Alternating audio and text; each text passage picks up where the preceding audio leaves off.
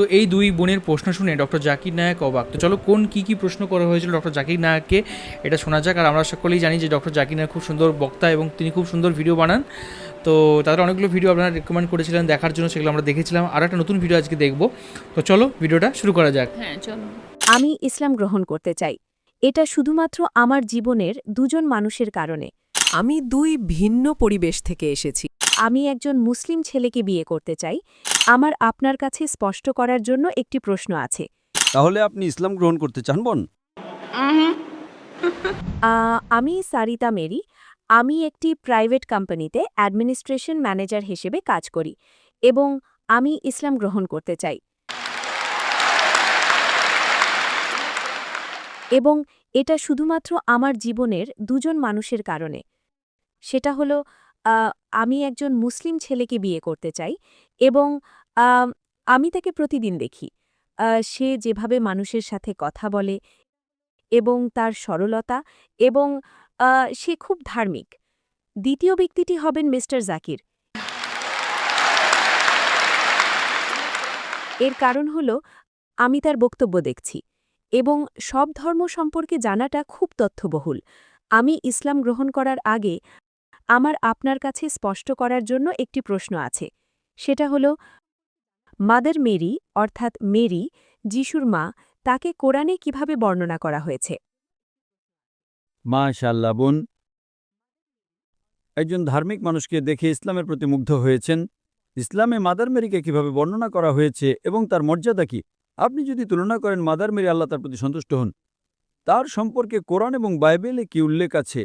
কোরআনে একটি সম্পূর্ণ অধ্যায় আছে, একটি পূর্ণ সূরা আছে যার নাম মারিয়াম, যীশুখ্রিস্ট আলাইহিস সালামের মায়ের নামে মারিয়াম। আপনি যদি বাইবেলের সব বই পড়েন, সেটা ওল্ড টেস্টামেন্ট হোক বা নিউ টেস্টামেন্ট, সেটা প্রোটেস্ট্যান্টদের ৬৬টি বই হোক বা ক্যাথলিকদের ৭৩টি বই, এমন একটি বইও নেই যার নাম মেরির নামে রাখা হয়েছে। কিন্তু কোরআনে একটি পূর্ণাঙ্গ অধ্যায় আছে যার নাম মারিয়াম, আল্লাহ তার প্রতি সন্তুষ্ট হন। এবং আপনি যদি যীশুখ্রিস্ট আলাইহিস সালামের জন্মের গল্পটি বিশ্লেষণ করেন, বাইবেল এবং কোরআনে উল্লেখ করা অনুযায়ী দুটো আলাদা, মোটের উপর সেগুলো একই, কিন্তু সূক্ষ্ম বিষয়গুলো যদি আপনি লক্ষ্য করেন, উদাহরণস্বরূপ আপনি যদি বাইবেল পড়েন, সেখানে বলা আছে যে যখন প্রথম ফেরেশতা জিবরাইল আসেন এবং মাদার মেরিকে বলেন যে তোমার একটি ছেলে হবে, তখন তিনি উত্তর দেন, কিভাবে আমার ছেলে হবে যেখানে আমি কোনো পুরুষকে চিনি না? কোনো পুরুষকে চিনি না মানে হলো শারীরিকভাবে। একই জিনিস কোরআনে। আপনি যদি কোরআনের সূরা আল ইমরানের অধ্যায় নম্বর ৩ আয়াত নম্বর ৪২ থেকে ৪৭ পড়েন, যেখানে মাদার মেরি মারিয়াম আলাইহিস সালাম তিনি বলেন যে কিভাবে আমার ছেলে হবে যখন কোনো পুরুষ আমাকে স্পর্শ করেনি, তখন প্রধান ফেরেশতা জিবরাইল উত্তর দেন কুন ফায়াকুন। যখন আল্লাহ কোনো বিষয়ে সিদ্ধান্ত নেন এবং বলেন হও, আর তা হয়ে যায়। তো কোরআনে বলা আছে যখন মাদার মেরি প্রশ্ন করেন যে কিভাবে আমার ছেলে হবে যখন কোনো পুরুষ আমাকে স্পর্শ করেনি, তার মানে হলো কোনো পুরুষ তাকে শারীরিকভাবে স্পর্শ করেনি, তখন প্রধান ফেরেশতা জিবরাইল উত্তর দেন যখন আল্লাহ কোনো বিষয়ে সিদ্ধান্ত নেন এবং বলেন হও, আর তা হয়ে যায়। বাইবেলে প্রধান ফেরেশতা জিবরাইল উত্তর দেন যে পবিত্র আত্মা তোমার কাছে আসবে। তো যখন একজন মানুষকে ভাবতে হয় যে পবিত্র আত্মা মেরির কাছে এসে কি করবে, তো এটা আপনার মনকে এদিক ওদিক ভাবতে দেয়। এটা আপনার মনকে এদিক ওদিক ভাবতে দেয় যে পবিত্র আত্মা মেরির কাছে এসে কি করবে। অর্থটা একই। এর মানে হলো কোনো পুরুষের হস্তক্ষেপ ছাড়াই যীশুখ্রিস্ট আলাইহিস সালাম জন্মগ্রহণ করেছিলেন। কিন্তু কোরআন যেভাবে বর্ণনা করেছে তা বাইবেলের তুলনায় আরও অনেক বেশি মহিমান্বিত, আরও পবিত্র এবং আরও অনেক বেশি গ্রহণযোগ্য। তো আপনি যদি কোরআনে পড়েন, আল্লাহ সুবহানাহু ওয়া তাআলা সূরা আল ইমরানের ৩ নম্বর অধ্যায়ের ৪২ নম্বর আয়াতে বলেছেন, আল্লাহ বলেছেন যে ফেরেশতারা এসে বলেছিলেন যে আল্লাহ তোমাকে মনোনীত করেছেন মাদার মেরিকে এবং সারা বিশ্বের নারীদের উপরে তোমাকে মনোনীত করেছেন। তো যে সম্মান দেওয়া হয়েছে মাদার মেরি আলাইহিস সালামকে কোরআনে, সেটা হলো আল্লাহ সুবহানাহু ওয়া তাআলা বলেছেন যে তিনি সারা বিশ্বের নারীদের মধ্যে শ্রেষ্ঠ মনোনীত নারী। কল্পনা করেন কোরআন আরবদের কাছে আরবি ভাষায় নাজিল হচ্ছে এবং সেই সময়ে আরব এবং ইহুদিদের মধ্যে সম্পর্ক ভালো ছিল না। কোরআন বলছে একজন ইহুদি নারী যীশুখ্রিস্ট আলাইহিস সালামের মা মাদার মেরিকে অন্য সব নারীদের উপরে মনোনীত নারী হিসেবে সম্মানিত করা হয়েছে। কল্পনা করেন মুহাম্মদ সাল্লাল্লাহু আলাইহি ওয়াসাল্লাম আরবদের কাছে বার্তা দিচ্ছেন এবং আসলেই তাদের বিরাগভাজন করছেন যে একজন ইহুদি নারী আরব নারীদের উপরে মনোনীত হয়েছেন। তিনি বলেননি যে তার স্ত্রী খাদিজা আল্লাহ তার প্রতি সন্তুষ্ট হন, মনোনীত নারী ছিলেন। অথবা তার কন্যা ফাতেমা আল্লাহ তার প্রতি সন্তুষ্ট হন মনোনীত নারী ছিলেন। তিনি পারতেন না, কারণ আল্লাহ বলেছেন এটা আল্লাহর তরফ থেকে আসা ওহী, তাকে শুধু সেটাই পুনরাবৃত্তি করতে হবে। তিনি কোরআনে বলেছেন যে মাদার মেরি সারা বিশ্বের নারীদের উপরে মনোনীত নারী। তো কোরআনে মাদার মেরিকে যে সম্মান দেওয়া হয়েছে তা বাইবেলের চেয়েও অনেক উন্নত। আশা করি আপনার প্রশ্নের উত্তর পেয়েছেন বোন। ধন্যবাদ। বোন, আশা করি এতে প্রশ্নের উত্তর মিলেছে। আমি শুধু আগের বোনকে অনুরোধ করব যে বোন প্রশ্নটি করেছিলেন।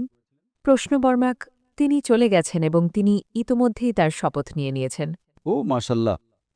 হ্যাঁ বোন, আপনাকে অনেক স্বাগত। আমি দুই ভিন্ন পরিবেশ থেকে এসেছি, তাই আমি অর্ধেক ফিলিপিনো এবং অর্ধেক ভারতীয়। তো আর আমার বেস্ট ফ্রেন্ড আমাকে এখানে নিয়ে এসেছে। আমি ইসলাম সম্পর্কে সব কিছু বিশ্বাস করি, আমার আর কোনো সন্দেহ নেই, কিন্তু আমি শুধু চাই আপনি আমাকে সাহায্য করুন। মানে আমি আসলে নিশ্চিত নই যে সত্যি কি আমাকে বাধা দিচ্ছে, তাই আমি শুধু আপনার কাছে জানতে চাই আপনি কি আমাকে সাহায্য করতে পারবেন কিনা। অবশ্যই বোন, আপনি আপনার প্রশ্ন করতে পারেন। সন্দেহটা কি? সেটাই সন্দেহ। আমি জানি না সত্যি কি আমাকে বাধা দিচ্ছে। না না, আপনি বলছেন যে আপনি ইসলাম পড়েছেন এবং আপনি ইসলামের সাথে একমত, কিন্তু এমন কিছু আছে যা নিয়ে সন্দেহ আছে। হ্যাঁ, এমন কিছু আছে যা আমাকে বাধা দিচ্ছে, কিন্তু আমি ঠিক জানি না, আমি সত্যি জানি না। বোন প্রশ্ন করেছেন যে এমন কিছু আছে যা আমাকে বাধা দিচ্ছে, কিন্তু আমি জানি না কি বাধা দিচ্ছে। বোন, আপনি যদি না জানেন যে কি বাধা দিচ্ছে, তাহলে সেই জানি নাটাকে থাকতে দিন। আপনি শুধু সেটা ভুলে যান এবং এক ধাপে এগিয়ে যান। ঠিক আছে। বোন, আপনি কি বিশ্বাস করেন যে ঈশ্বর এক? হ্যাঁ, আমি বিশ্বাস করি। আপনি কি বিশ্বাস করেন যে মূর্তি পূজা নিষিদ্ধ? আমি বিশ্বাস করি। আপনি কি বিশ্বাস করেন যে যিশু আলাইহিসসালাম ঈশ্বর নন? হ্যাঁ, আমি বিশ্বাস করি। আপনি বিশ্বাস করেন তিনি ঈশ্বর নন, আমি বিশ্বাস করি তিনি ঈশ্বর নন। কিন্তু তিনি ঈশ্বরের একজন বার্তাবাহক। হ্যাঁ। আপনি কি বিশ্বাস করেন নবী মুহাম্মদ ঈশ্বরের বার্তাবাহক? হ্যাঁ, আমি করি। বোন, এই দুটি বিষয়, যা আল্লাহ ছাড়া কোনো উপাস্য নেই এবং নবী মুহাম্মদ সাল্লাল্লাহু আলাইহি সাল্লাম আল্লাহর বার্তাবাহক, এটাই আপনার এই স্কুলে প্রবেশের জন্য যথেষ্ট। যখন কেউ স্কুলে প্রবেশ করে তখন তাকে গ্র্যাজুয়েট হতে হয় না। সে প্রাথমিক বিষয়গুলো জানে, স্কুলে প্রবেশ করে এবং তারপর সে আরও শেখে। তাই আপনার কাছে আমার অনুরোধ থাকবে যে আপনি যদি বিশ্বাস করেন যে কোনো উপাস্য নেই আল্লাহ ছাড়া, এবং আপনি বিশ্বাস করেন যে মূর্তি পূজা নিষিদ্ধ, আপনি বিশ্বাস করেন নবী মুহাম্মদ সাল্লাল্লাহু আলাইহি সাল্লাম ঈশ্বরের বার্তাবাহক, আপনি এগিয়ে যান এবং ইনশাআল্লাহ ঈশ্বর আপনাকে আরও পথ দেখাবেন এবং ইনশাআল্লাহ আপনি আরও বেশি ধর্মপালনকারী মুসলিম হবেন। ঠিক আছে। তাহলে আপনি ইসলাম গ্রহণ করতে চান বোন? আমার মনে হয় আমার করা উচিত। কেন নয়? আপনাকে কি কেউ জোর করছে? না, কেউ আমাকে জোর করছে না। আপনি কি আপনার নিজ ইচ্ছাই করছেন? হ্যাঁ, আমি তাই করছি। তাহলে ইনশাআল্লাহ আমি শুধু এটা আরবিতে বলবো আর আপনি আমার সাথে সাথে বলবেন। ঠিক আছে। আশহাদু আশহাদু আল্লাহ আল্লাহ ইলাহা ইলাহা ইল্লাল্লাহ ইল্লাল্লাহ ওয়া আশহাদু ওয়া আশহাদু আন্না আন্না মুহাম্মাদান মুহাম্মাদান আবদুহু আবদুহু ওয়া রাসূলুহু। ওয়া রাসূলুহু। আমি সাক্ষ্য দিচ্ছি আমি সাক্ষ্য দিচ্ছি যে যে আল্লাহ ছাড়া কোনো উপাস্য নেই, আল্লাহ ছাড়া কোনো উপাস্য নেই। নবী মুহাম্মদ নবী মোহাম্মদ হলেন বার্তাবাহক এবং আল্লাহর বান্দা। হলেন বার্তাবাহক এবং আল্লাহর বান্দা। মাশাআল্লাহ, আপনি মুসলিম হয়েছেন। তো এখানে দুই বোনের আমরা দেখতে পেলাম যে দুই বোন দুইজন কোশ্চেন করেছেন ডক্টর জাকির নায়ককে, এবং একটা জায়গায় বুঝতে পারলাম যে এখানে যে আপনার ইসলাম ধর্মের মধ্যে যীশু খ্রিস্টকেও কিন্তু উল্লেখ করা রয়েছে এবং তার মায়ের কথাও কিন্তু উল্লেখ রয়েছে, এবং কোথাও না কোথাও ইসলাম ধর্মের সাথে কিন্তু খ্রিস্টান ধর্মের একটা কিন্তু লিঙ্ক রয়েছে, যেটা আমরা বুঝতে পারলাম। অ্যান্ড সেকেন্ড যিনি রয়েছেন তিনি হচ্ছেন তিনি ইসলাম ধর্ম গ্রহণ করলেন, সেই জিনিসটা আমরা দেখতে পেলাম। তো এই দুটো কিন্তু কোশ্চেন আমরা দেখতে পেলাম। তো তোমার কেমন লাগলো বলো টিকু?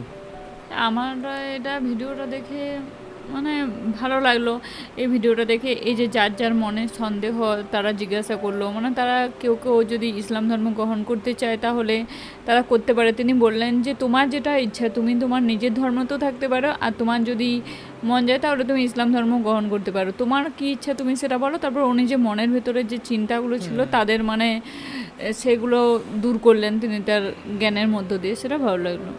একদমই। আর প্রত্যেকেরই উচিত যে নিজ নিজ ধর্ম সম্পর্কে, এবং তাছাড়াও যদি মনে হয় যে নিজের ধর্মে আমি সন্তুষ্ট না, বাদবাকি আরও যেসব ধর্ম আছে বা আছে সেগুলোতে কিন্তু স্টাডি করা, অ্যাটলিস্ট স্টাডি করা উচিত এবং সব কিছু জানা উচিত, বোঝা উচিত, তাহলে মানে অনেক ভালো হবে। এবং এই টাইপের আলোচনা যেগুলো হয়, যে একে অপরের সাথে কোশ্চেন্স উত্তর যেগুলো হয়, এগুলো কিন্তু আরও অনেক হওয়া উচিত। এবং এটা উচিত যাতে আমাদের পৃথিবীতে আর অনেক শান্তি বিরাজমান হয় এবং সব ধর্মের সমন্বয়ে মানুষ যেন খুশি থাকে, হ্যাপি থাকে। মানে প্রতিটা ধর্মই ভালো আর প্রতিটা ধর্মে এক কথাই থাকে। এরপর যে নিজের ধর্মে খুশি সে নিজের ধর্মে থেকেই ঈশ্বরকে ডাকতে পারে, ঈশ্বর তো একই, সে ঈশ্বর হোক বা আল্লাহ হোক। আবার যে নিজের ধর্মে খুশি নয় সে অন্য কোনো ধর্ম গ্রহণ করতে পারে। একদমই কিন্তু একদম প্রতিটা ধর্মে এক কথাই থাকে। একদম। সেখানে বলা থাকে যে ঈশ্বরের কথা স্মরণ করো, ঈশ্বর ভালো কাজ করো, তাহলে তুমি ঈশ্বর একটা ভালো ঈশ্বর জায়গায় যাবে। এক, ঈশ্বর আল্লাহ এক, সে এক শক্তির উৎস। এক ধর্মে তাকে একরকম নামে ডাকছে, অন্য ধর্মে তাকে অন্যরকম নামে ডাকছে। সে একই। আর যে নামেই ডাকুক, যে রূপেই তাকে গ্রহণ করুক, সেই কিন্তু একজনেরই ইবাদত মানে কিন্তু করছে। তুমি দেখো, যদি কোনো মানুষ যদি মানে নিজের ধর্মের থেকে অন্য ধর্মে মানে বিভক্ত হয়ে গেল, তারপরেও সেই মানে যেমন তার কোনো ধর্মের প্রতি শ্রদ্ধা থাকলো না, সেটা কিন্তু ঠিক নয়। মানে নিজের ধর্মের প্রতি শ্রদ্ধা রেখে নিজের ধর্মেও কিন্তু সমস্ত কিছুই করা যায়। তার জন্য ধর্ম চেঞ্জ করার আমার মনে হয় যে কোনো প্রয়োজন পড়ে না। প্রয়োজন পড়ে না, কিন্তু আবার অনেকে কেউ ধরো মনে হয় যে না, আমি ওটাতে আমি আমার ফিল করছি, তো সে তার যেতেই পারে, তার কোনো অসুবিধাও হ্যাঁ, কিছু সে নেই। যেতে পারে, হ্যাঁ, কিন্তু আবার যখন তবে মানে হ্যাঁ, গীতা তবে পড়বে তবে যখন, জেনে যাওয়া উচিত, মানে জেনে করা উচিত। কিন্তু প্রতিটা যারা সবকিছুই। মানে এই যে যারা ধর্মের যে মূল কথা কি, ঈশ্বর কি, যারা একটু গভীর বিষয়ে যাবে তখন তারা কিন্তু নিজেদের ধর্ম থেকে কখনোই চেঞ্জ হবে না আমার মনে হয়, যদি ধর্মের মূল কথাটা কি জানে। একদম। তো এই ছিল আজকের video. Thank you so much. আর কোন ভিডিওর উপর আমরা রিয়াক্ট করতে পারি, দেখতে পারি, জানতে পারি, সেটা অবশ্যই কমেন্ট করে জানাবেন। আমাদের যেটা অনেস্ট অপিনিয়ন সেটা কিন্তু আমরা জানালাম, আর আপনাদের কি মনে হয় সেটাও কিন্তু অবশ্যই কমেন্ট করে জানাবেন।